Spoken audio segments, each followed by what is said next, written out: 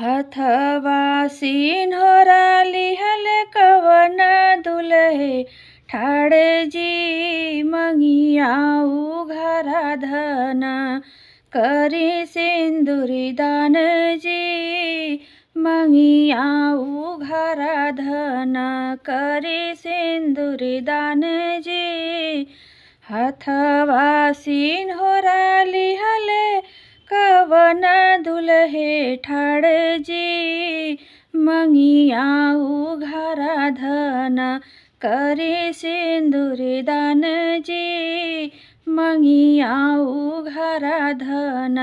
करी सिंदूरी दान जी मंगिया उघरा धन।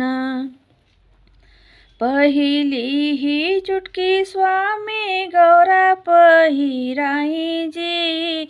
दूसरी ही चुटकी स्वामी मंगिया सजाई जी दूसरी ही चुटकी स्वामी मंगिया सजाई जी पहिली ही चुटकी स्वामी गौरा पहिराई जी दूसरी ही चुटकी स्वामी मंगिया सजाई जी दूसरी ही चुटकी स्वामी मंगिया सजाई जी मंगिया सजाई दुल्हे बोले ऐसन बोली जी मड़वे में बेटी रोवे गंगा बही जाए जी मड़वे में बेटी रोवे गंगा बही जाला जी मंगिया सजाई दुल्हे बोले ऐसन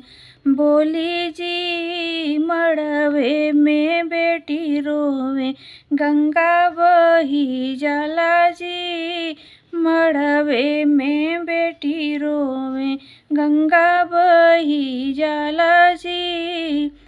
आजू से मोरी धन ससुरा तोहार जी मायके भैलू धन तोही में मान जी मायके भैलू धन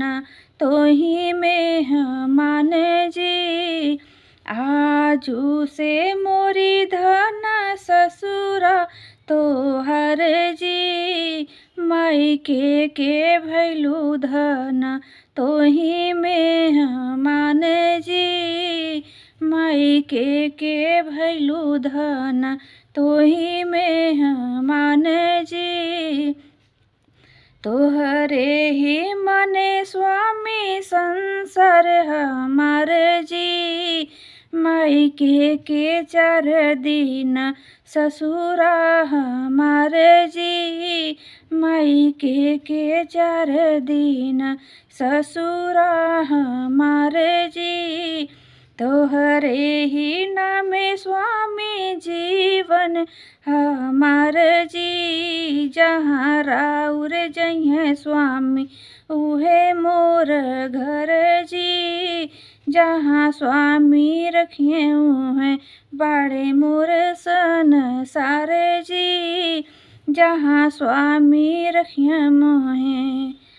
अब तोहरे संगे बीती जीवन हमार जी तोहरे ही नाम स्वामी जिंदगी हमार जी तोहरे ही नाम स्वामी जिंदगी हमार जी अब तोहरे संगे बीती जीवन हमार जी तोहरे ही नाम स्वामी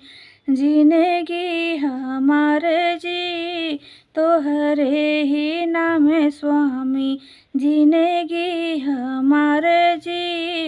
मंगिया सजाई स्वामी से नुराथ मावे जी मंगिया सजाई स्वामी से नुराथ मावे जी जिंदगी बीतब संगे सिरे पहिराई जी जिंदगी बीतब संगे सिरे पहिराई जी जिंदगी भी तो बसंगे सिरे पहिराई जी।